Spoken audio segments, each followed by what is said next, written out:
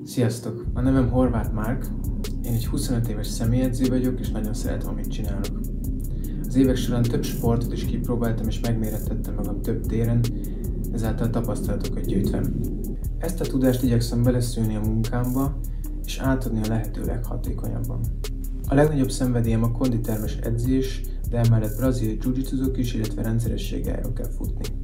Úgy gondolom, hogy az embereknek tapasztalatból is tudok tippeket adni, és segíteni a céljaik elérésében.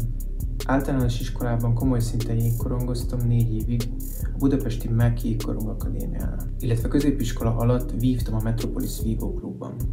Később egyetemre, a Magyar Testnevelési és Sporttudományi Egyetemre mentem, ahol el is végeztem az edző alapképzést. Majd megszereztem a sport mentáltréner mesterfokú végzettséget. Egyetem után közvetlen végeztem egy fitness instruktor OK képzést is. Amit én fontosnak tartok, és a legjobbnak is tartom benne magam, az az izomtömeg növelésére fókuszált edzés.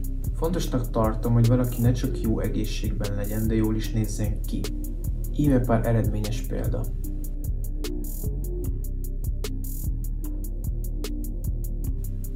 Az emberek nagy része eddig pozitív visszajelzéssel volt az én munkámra. Elégedettek az edzéstervekkel és étrendekkel, amiket specifikusan a korukhoz, a testtömegükhöz és a testalkatukhoz mérten állítok össze nekik. Az előbb említetteken kívül figyelembe veszem, hogy mennyi idejük van edzeni, mennyit tudnak foglalkozni étkezéssel, miket tudnak enni, miket nem, és számukra miket érdemes.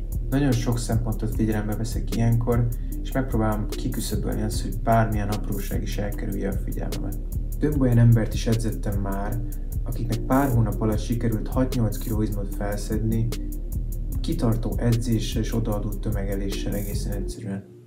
De volt olyan eset például, amikor egy idős hölgynek segítettem 78 kg-ról fél éven belül egészen lemenni 62 kg-ig. De a lényeg szerintem, hogy dolgozzunk kitartóan, és állítsunk fel magunknak olyan célokat, amiket adott időn belül teljesíteni tudunk. Az, hogy maximális eredmény szülessen, fontos, hogyha valakiben kérdés merül fel, vagy bármilyen panasza van, akkor el tudjanak érni több felületen is egyszerre, ha kell. Ezeket az elérhetőségeket már megismerkedésünk elején biztosítom, és általában elég hamar is szoktam visszajelezni az illetőnek.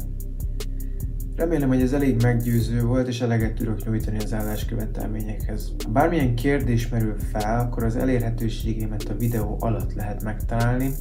Köszönöm a figyelmet, és sziasztok!